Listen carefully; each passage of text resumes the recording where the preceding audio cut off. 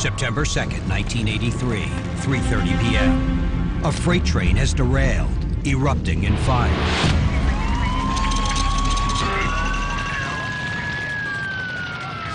It's burning outside the tiny farming community of Murdoch, Illinois. Started this big roar of flame. TV reporter Ramey Becker and her news crew are recording this image from a mile away because state police have evacuated the town and blocked all the roads. But almost as soon as she arrives, she hears something strange. It started off as kind of a hiss, a whine noise, and then it just got lower and louder and more rumbly and more like a jet engine revving. The first time I'd ever heard anything like that. I mean, I'd covered a lot of fires up until that point, but nothing that made the strange sound that that did. The fire is making a sound like a jet liner taking off.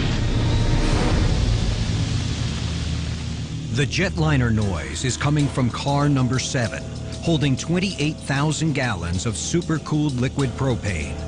The sound is a warning that the propane is about to blow.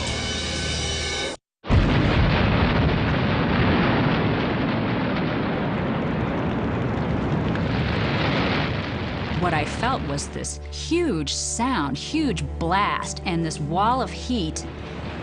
And I was standing with my back toward it, getting ready to go live, and I turned to look at it and saw this, I mean, the whole sky was just completely orange, black smoke, burning. Trainmaster James Barlow arrives from Decatur, Illinois, and starts snapping pictures to keep a record. He discovers the local firefighters overwhelmed. The local fire department that arrived there was a pickup truck with a pump on the back of it. There was no way that they could do anything to put the fire out. Authorities decide the best course of action is to let it burn itself out, a decision that could have disastrous consequences. 11 tanker cars are tangled in a dangerous pileup, and they're loaded with flammable, toxic chemicals like polyethylene, sulfuric acid, propane, isobutane, and alcohol. The first concern is get anyone away from it that could be hurt. Howard Eskridge is part of the emergency response team sent by the chemical plant. He knows why car number 7 is hissing. He's worried about the potential for a catastrophic explosion called a BLEVE. Acronym BLEVE stands for Boiling Liquid Expanding Vapor Explosion. A BLEVE occurs when a liquid is heated above its boiling point inside a sealed vessel. As the liquid expands into a gas, pressure builds. When this vessel can no longer withstand the pressure for whatever reason, either through loss of structural integrity due to the heating or the excess pressure, we'll have a fracturing of the vessel. At 44 degrees below zero, propane is a liquid, but above that, it's a gas. Now, as the fire burns away the insulation on the outside of the tanker, the supercool liquid inside is warming, boiling, building up pressure. Some of the pressure has been venting through a release valve on the tanker, like steam from a boiling kettle, and that's what's causing the ominous rumble. But at 6:36 p.m.,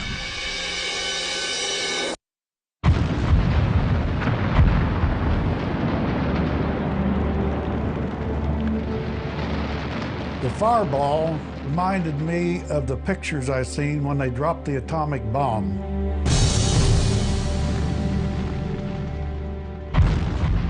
"28,000 gallons of propane burn in 15 seconds. The mushroom cloud reaching as high as the Empire State Building. And the news crew catches this remarkable detail: the tanker car launching like a rocket. As the tanker ruptures, the expanding gases blow huge fragments incredible distances. One part of the tanker lands a quarter of a mile away. Half of it, weighing about 11 tons, flies 3,630 feet, 2/3 of a mile, before slamming into the ground. Had anyone been in the path as it landed and bounced, they would have been likely killed by the impact.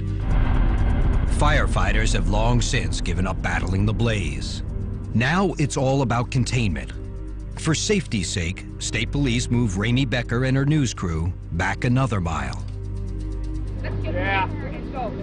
We could still see on the horizon, you know, this little thin strip of black, which was the train, and then the flames. And as the night got darker and darker, those flames really stood out. And then the hissing started again. And I thought, oh boy, is this gonna happen again? This time, the hissing is coming from car number 4, a tanker with a 30,000-gallon capacity loaded with isobutane, a liquefied petroleum gas. Once again, the fire is burning away the insulation on the tanker, bringing the isobutane to a boil. Ramey Becker is getting ready to go live on the air when at 9:58 p.m.,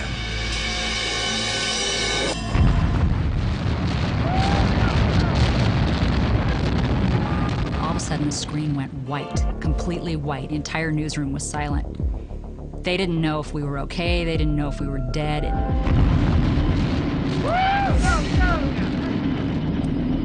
the spectacular firestorm burns up about the same amount of fuel as the first explosion.